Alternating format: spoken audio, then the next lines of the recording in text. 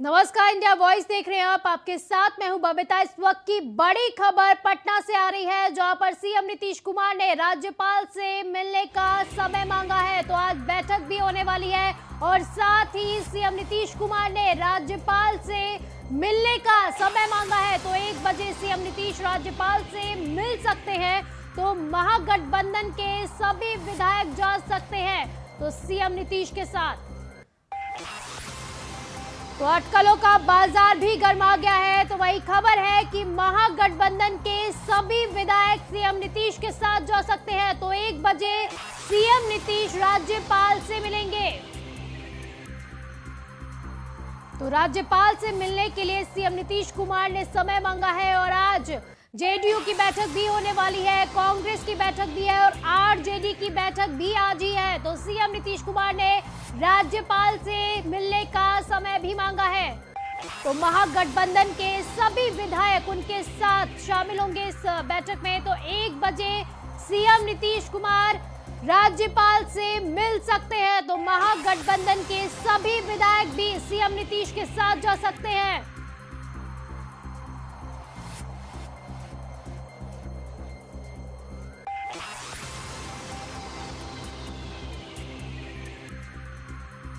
तो बिहार में बड़ी उठापटक देखने को मिल सकती है, बड़ा उलटफेर देखने को मिल सकता है। तो सीएम नीतीश कुमार की आज बैठक भी है।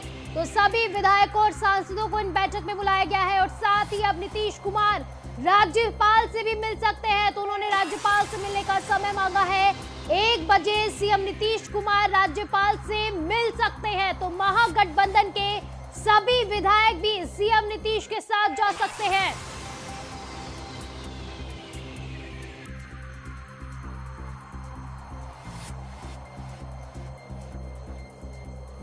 तो इसी पर ज्यादा जानकारी के लिए रजनी हमारे साथ जुड़ गई है। रजनी, पटना से बड़ी खबर, सीएम नीतीश कुमार राज्यपाल से मिलने जा सकते हैं।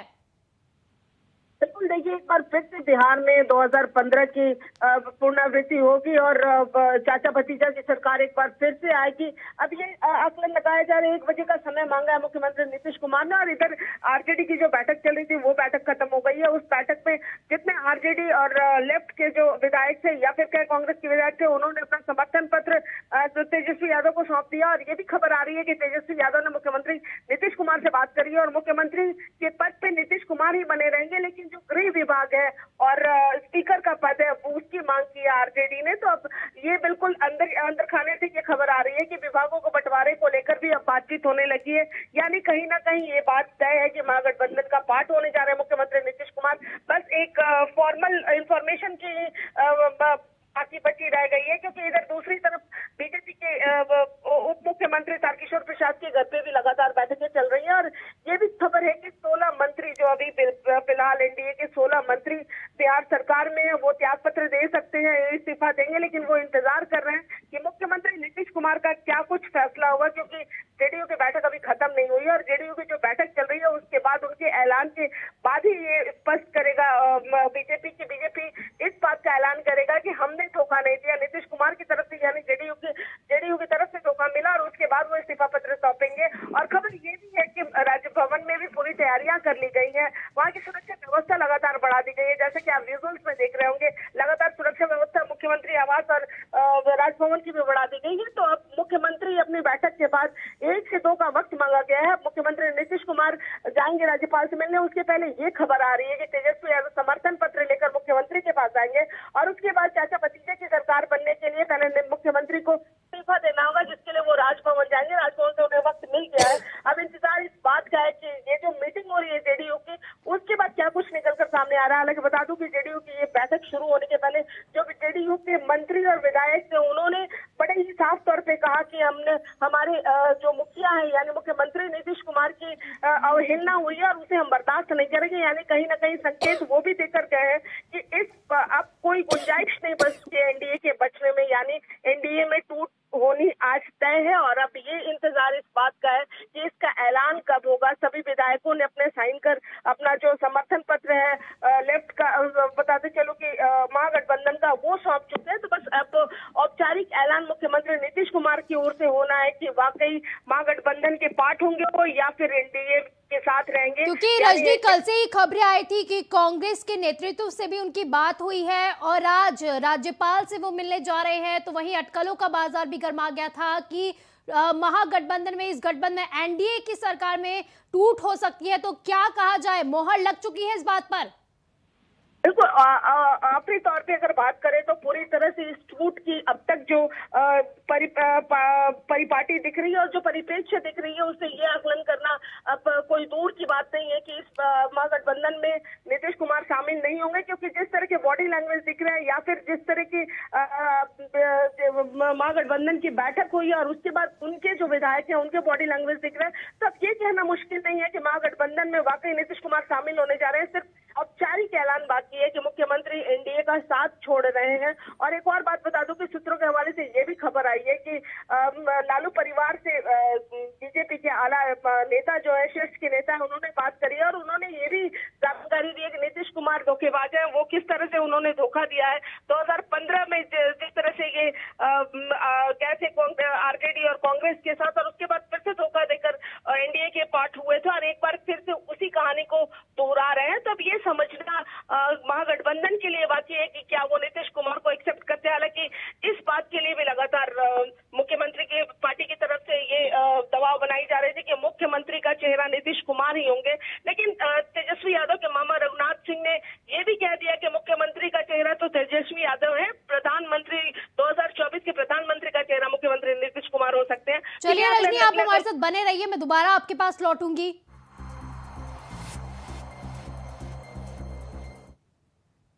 तो वही जेडीयू की बैठक के बाद बड़ा ऐलान होगा, तो बड़ी खबर आ रही है, जेडीयू की बैठक के बाद बड़ा ऐलान किया जाएगा। कांग्रेस का दावा, महागठबंधन की सरकार बनेगी। तो कांग्रेस की विधायक शकील अहमद का ये दावा है कि महागठबंधन में सीएम फेस होंगे नीतीश कुमार। तो शकील अहमद की तरफ से ये दावा किया गया है कि महागठबंधन तो होगा, लेकिन इसका फेस, सीएम का फेस जो होगा वो नीतीश कुमार ही होंगे। तो मुख्यमंत्री आवास के बाहर बड़ी संख्या में सुरक्षा बल को भी तैनात कर दिया गया है। तो सूत्रों के हवाले से ये खबर आ रही है, बीजेपी के 16 मंत्री भी इस्तीफा दे सकते हैं, तो सरकार से वापस ले सकते हैं अपना समर्थन। तो डिप्टी सीएम तारकेश्वर प्रसाद के घर पहुंचे हैं तमाम मंत्री। तो जेडीयू की बैठक के बाद बड़ा ऐलान किया जा सकता है, क्या वो बड़ा ऐलान होगा उसका ही सभी को इंतजार। तो जेडीयू की बैठक खत्म हो गई है और बैठक के बाद बड़ा ऐलान किया जाएगा। तो इसी पर ज्यादा जानकारी के लिए हमारी संवाददाता रजनी हमारे साथ जुड़ी हुई है। रजनी, जेडीयू की बैठक के बाद बड़ा ऐलान किया जा सकता है, क्या ये बड़ा ऐलान है? जी देखिए, मैंने जैसे कि पहले भी बताया था कि आज ये ऐलान होना बाकी है कि एनडीए में ये टूट होती है या फिर इस टूट को बचाया जा सकता है। लेकिन जो आकलन जो अभी तक परिदृश्य दिख रहा है उससे कहीं भी अब सरकार के बचने की उम्मीद नहीं है। अब ये लग रहा है कि चूंकि सावन खत्म होने वाला है और सावन खत्म होने के पहले ये खबर आ रही थी कि कुछ न कुछ नई सरकार का फैसला जरूर लिया जाना है, क्योंकि कहते हैं कि सावन खत्म होने के बाद कोई शुभ काम नहीं करते। तो यानी इसीलिए ये इस बात का दावा किया जा रहा है कि आज कोई बड़ा ऐलान होगा, यानी आज फैसला लिया जाएगा, महागठबंधन के पार्ट बनेंगे मुख्यमंत्री नीतीश कुमार। कांग्रेस की तरफ से भी दावा कर दिया गया है कि महागठबंधन की सरकार तो बनेगी ही, लेकिन इसका जो चेहरा होने वाले हैं, सीएम का चेहरा नीतीश कुमार ही होंगे। तो शकील अहमद की तरफ से ये दावा ठोक दिया गया है।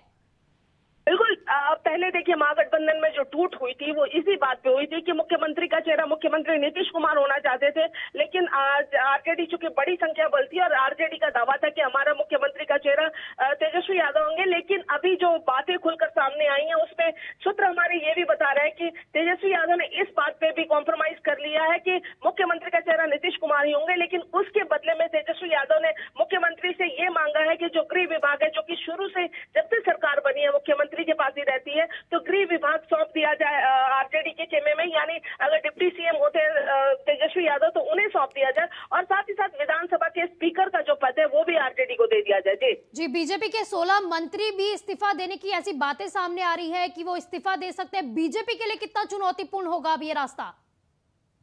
देखिए, संख्या बल की अगर बात करें तो वाकई संख्या बल जेडीयू आरजेडी की बहुत बड़ी है, बीजेपी से भी बड़ी है। और अगर ऐसे में जेडीयू उनके साथ चली जाती है तो ऐसे में सरकार का टूटना तय है। और इस स्थिति में जेडीयू और बीजेपी के जितने नेता हैं वो तमाम नेता इंतजार इस बात का कर रहे हैं कि अगर नीतीश कुमार की ओर से इस्तीफा दे दिया जाता है, उसके बाद ये जो 16 मंत्री हैं बीजेपी के, वो तमाम मंत्री अपना इस्तीफा सौंपेंगे और ये दर्शाएंगे कि उन्होंने धोखेबाजी नहीं की। धोखेबाजी हुई है तो जेडीयू की तरफ से हुई है, मुख्यमंत्री नीतीश कुमार की तरफ से हुई है। ये उसी बात की पुनरावृत्ति है जो 2015 में हुई थी। यानी बीजेपी अपने पाले को जनता के सामने, चूंकि अगला चुनाव जो आने वाला है उसके लिए जनता के सामने इस बात पे मोहर लगाने के लिए इंतजार कर रही है कि नीतीश कुमार ने एक चलिए रजनी, आप हमारे साथ बने रहिए, मैं दोबारा आपके पास लौटूंगी। तो वही बिहार से सूत्रों के हवाले से बड़ी खबर सामने आ रही है कि तेजस्वी यादव ने गृह विभाग की मांग की है। तो सूत्रों के हवाले से बड़ी खबर, तो तेजस्वी यादव ने गृह विभाग की मांग की है। तो सीएम नीतीश कुमार से तेजस्वी ने स्पीकर की भी डिमांड की। तो सूत्रों के हवाले से खबर आ रही है, तेजस्वी ने अपने नीतीश कुमार को सीएम के चेहरे के एक्सेप्ट करने के साथ ही अपनी मांग भी रख दी है, जिसमें उन्होंने गृह विभाग की मांग की है और साथ ही साथ स्पीकर की भी मांग की है। तो आरजेडी का विधानसभा स्पीकर रखा जाएगा। तो ये मांग रखी गई है कि आरजेडी का ही विधानसभा स्पीकर होगा। तो बिहार में नई सरकार की तैयारियां शुरू हो गई है। कांग्रेस लेफ्ट ने सौंपा तेजस्वी को अपना समर्थन पत्र।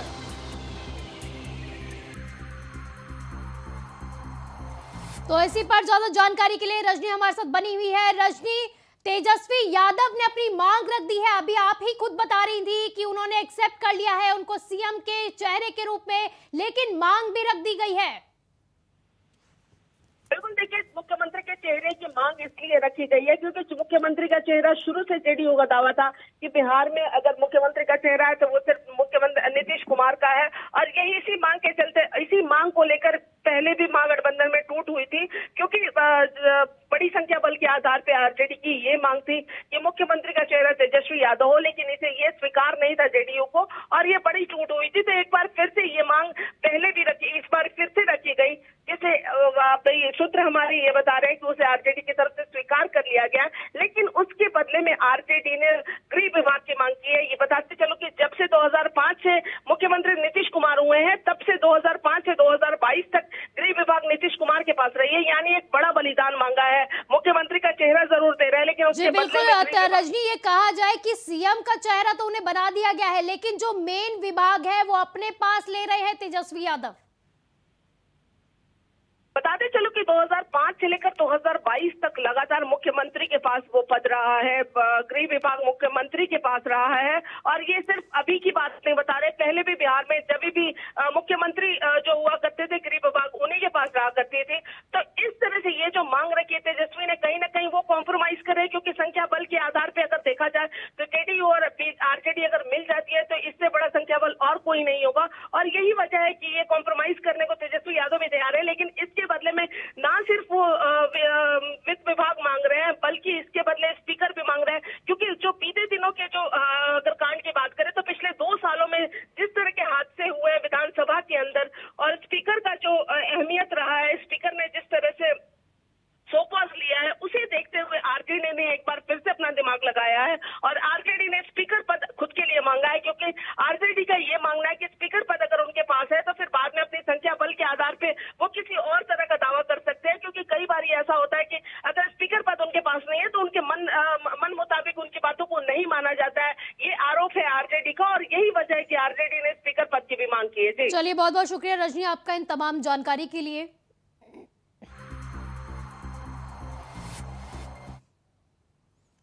तो वही इस वक्त की बड़ी खबर आ रही है, जहां पर गालीबाज श्रीकांत त्यागी मेरठ से गिरफ्तार कर लिए गए हैं। तो इस वक्त की बड़ी खबर, श्रीकांत त्यागी जो खुद को बीजेपी का नेता कह रहा था, उसे मेरठ से गिरफ्तार कर लिया गया है। तो यूपी एसटीएफ ने त्यागी को गिरफ्तार किया है। तो 3 लोगों के साथ पुलिस ने त्यागी को गिरफ्तार किया है। 4 दिनों से फरार चल रहा था श्रीकांत त्यागी। तो श्रीकांत त्यागी पर 25,000 का इनाम भी रखा गया था।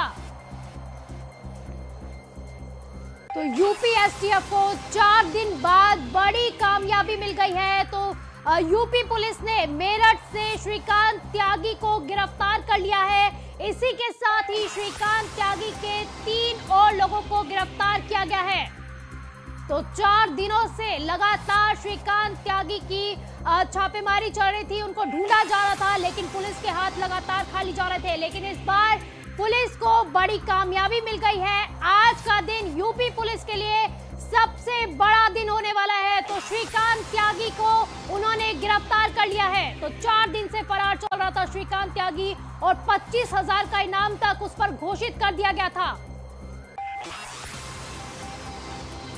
तो लगातार श्रीकांत त्यागी के लोकेशन को ट्रेस किया जा रहा था, कभी उत्तराखंड तो कभी उत्तर प्रदेश, और अब उत्तर प्रदेश से ही उनकी गिरफ्तारी हुई है। तो उत्तराखंड में भी यूपी एसटीएफ लगातार उनकी धरपकड़ पर लगी हुई थी, छापेमारी चल रही थी, उन्हें ढूंढा जा रहा था, लेकिन कुछ भी हासिल नहीं हो पा रहा था। तो कई सवाल खड़े हो गए थे, लेकिन आज यूपी एसटीएफ ने श्रीकांत त्यागी को गिरफ्तार कर लिया है। तो काफी बड़ा दिन यूपी पुलिस के लिए भी, तो काफी बड़ा दिन और अहम दिन। तो यूपी से जो है श्रीकांत त्यागी को गिरफ्तार कर लिया गया है। मेरठ से उनकी गिरफ्तारी हुई है और साथ ही 3 लोगों को और गिरफ्तार किया गया है। तो 4 दिन से श्रीकांत त्यागी फरार चल रहा था और 25,000 का इनाम भी रखा गया था उस पर।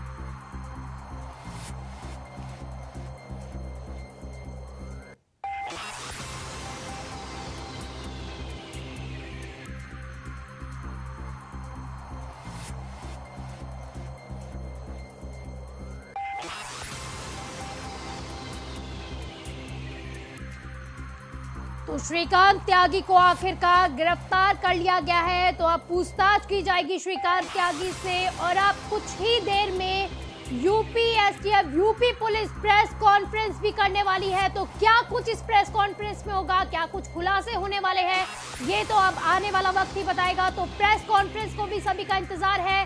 तो इस वक्त की बड़ी खबर, गालीबाज श्रीकांत त्यागी को मेरठ से गिरफ्तार कर लिया गया है। तो पुलिस पर बड़ी सवाल खड़े हो रहे थे, उनकी कार्रवाई पर बड़े सवाल खड़े हो रहे थे कि आखिरकार श्रीकांत त्यागी को क्यों नहीं अभी तक गिरफ्तार किया गया है।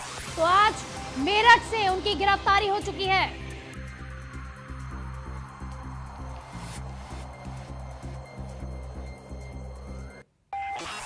तो 25,000 का इनाम रखा गया था और आज मेरठ से उनकी गिरफ्तारी हो गई है। 3 और लोगों को गिरफ्तार किया गया है। तो वहीं आज कन्नौज के दौरे पर सपा अध्यक्ष अखिलेश यादव है। तो आज कन्नौज के दौरे पर है अखिलेश यादव। तो स्वतंत्रता संग्राम सेनानियों के परिजनों से भी वो मुलाकात करने वाले हैं। बंजारों की बस्ती जवाहरपुरवा सत्तार भी जाएंगे अखिलेश यादव। तो अखिलेश बंजारों को वितरित करेंगे राष्ट्रीय ध्वज। तो इसी गांव में अखिलेश चलाएंगे सदस्यता अभियान। तो अभियान में बताया जाएगा कि सपा की प्राथमिकताएं क्या है। और आज अखिलेश यादव स्वतंत्रता सेनानियों के परिजनों से भी मुलाकात करेंगे और साथ ही उन्हें झंडे भी वितरित करेंगे। तो इसी के साथ ही अभियान में वो बताएंगे कि सपा की प्राथमिकताएं क्या है।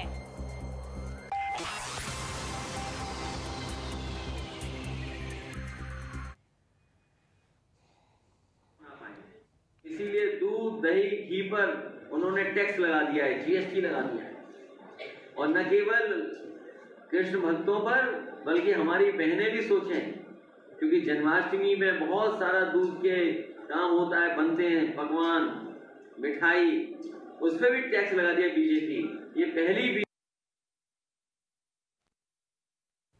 तो अखिलेश यादव का आज कन्नौज का दौरा है, जहां पर वो स्वतंत्रता सेनानियों के परिवारों से भी मिलेंगे। तो इसी के साथ ही वो अभियान भी चलाएंगे, सभी को लोगों को वो है राष्ट्रीय ध्वज बांटेंगे। तो बंजारों की बस्ती में भी जाएंगे, तो बंजारों की गांव में भी अखिलेश सदस्यता अभियान चलाएंगे और इस अभियान के तहत सपा की प्राथमिकताएं गिनाई जाएंगी।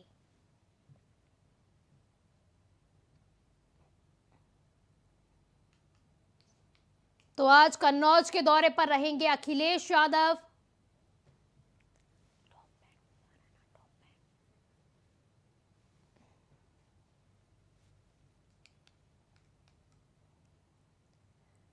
इस बुलेटिन में फिलहाल के लिए बस इतना ही। आप देखते रहिए इंडिया वॉइस। नमस्कार।